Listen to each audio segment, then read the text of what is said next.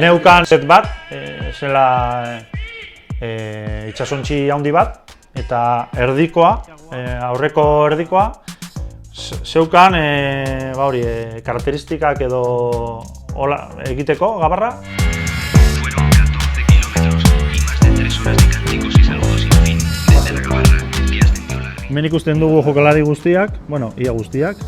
Hemen representatiboak, Muniain, koparekin, hemen Bufalo, bere trompetarekin, atezaina, William Sanaiak, atxekaldean. Guztia legoz eginda, banderak izan ezik eta kamisetak, direla serigrafiak edo pegatinak.